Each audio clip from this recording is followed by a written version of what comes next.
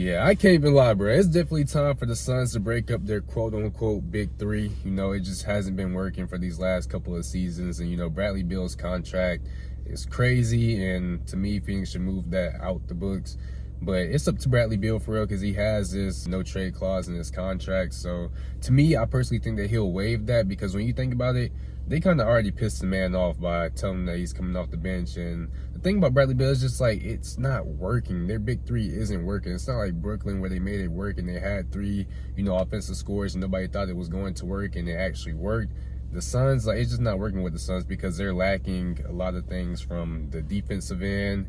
And they just need, to me, they found their playmaker in Tyus Jones.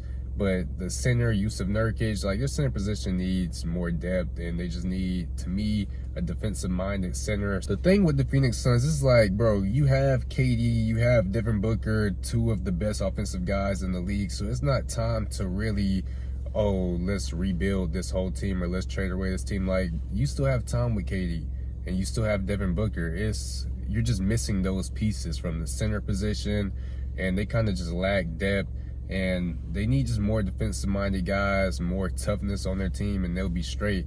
And that starts with moving on from Bradley Beal, Yusuf Nurkic, and those type of guys. Well, I'm not going to say he hasn't been hooping this season, but it's not like the Bradley Beal that we kind of expected when we first thought of him going to Phoenix from coming from Washington. But he hasn't kind of lived up to the hype. But it doesn't mean that he's been playing bad because he's been playing all right. Now, I wouldn't see why he wouldn't waive his no-trade clause because, you know, they kind of already pissed the man off. And I think they pissed off Nurkic, too, as well, by, you know, Mike Budenholzer wanted to make the call for them to come off the bench because the team really hasn't been performing as well this season. They started off good, but, you know, ever since the season's been going, they kind of been trending down. Mike Budenholzer feels like that this move might kind of spark something for their team. And to me, I just think it's kind of dead weight. It's like the situation in Miami, Jimmy Butler is kind of dead weight. It's time to move on.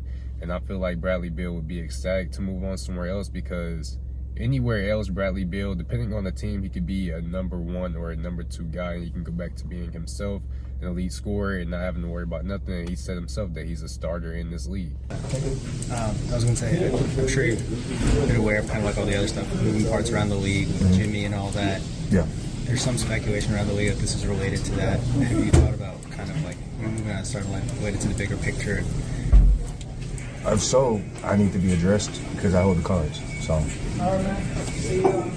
until I'm addressed and somebody says something differently, then I'm going to be a son.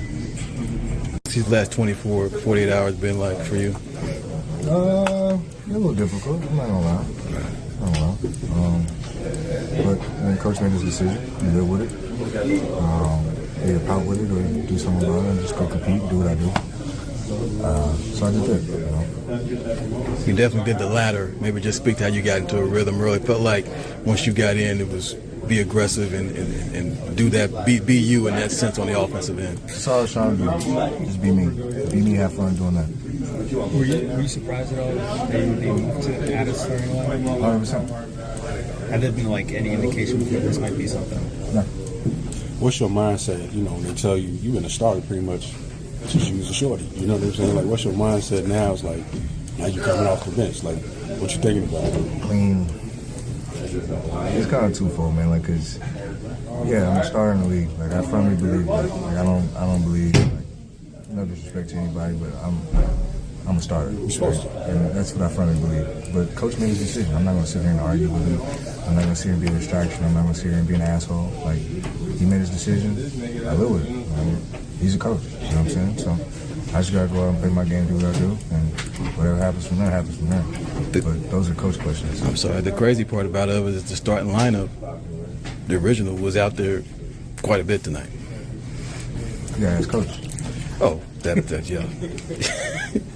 I mean, but did you sense that was going to be the case? Yeah, it's coach. Will do. How hard is it to get your rhythm coming off the bench versus starting? It's different, for sure. But I just kind of like programmed myself like it was my second time coming back into the game.